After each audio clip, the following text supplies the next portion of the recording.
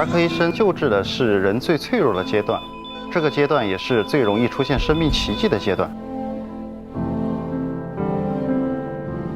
我是运辉，是你好儿科医生的导演。当下的社会现实就是儿科医生是比较紧缺的，一个儿科医生可能同时要服务2000个孩童。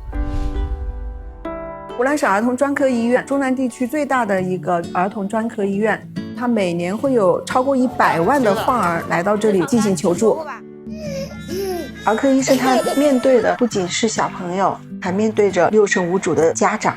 接着我被鱼咬的宝宝呀，39度4还包什么被子啦？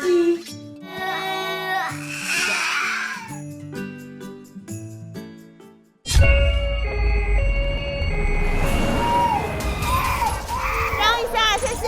狮子底下把我儿子拖出来了。在这个急重症的病房里面，你会看到最离奇、最苦难的很多故事。被陈乙肝触伤颈部的一个病人，伤口完全是擦过了新属乳透肌，如果一旦插到那个内静脉上面的话，就有了大出血。看到没有？人疼进去好深啊！再进去一点的话，可能就没有人了。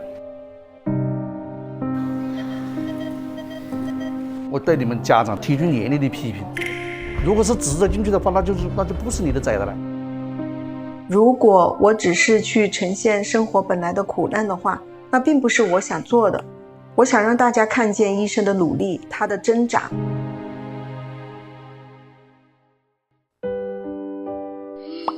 玉宝一个明显的看上去头脑发育是有一些畸形的孩子，特别的开朗活泼，才2岁嘛，就已经做了5次手术。全颅缝早壁是他发现的最后的一个畸形。最后一次手术的难度是最大的，要把它整个的颅骨切割成大大小小的20来块。妈妈当时拿出了21本日记，记下她的吃喝拉撒的一些琐碎的细节，一笔一画是一颗母亲的心啊。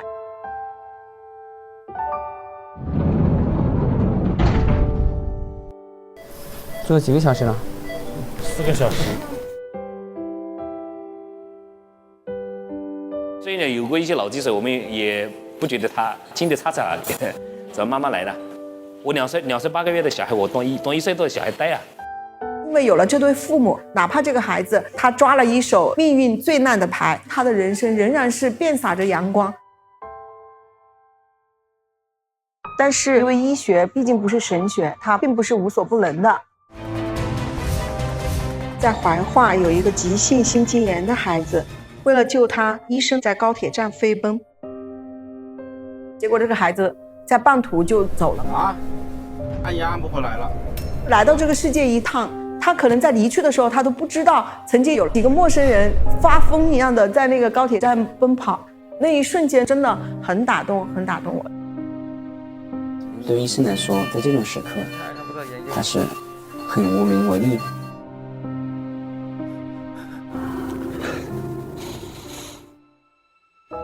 我们在医院跟拍了3个月，每天24小时，每天105个儿科医生1对1的深入的面谈。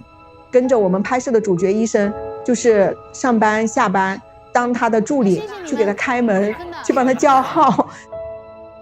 我们拍摄的一个初衷，给年轻的父母提供一些科普的育儿专业知识，也往往是儿科医生他愿意配合我们拍摄的一个最主要的动力。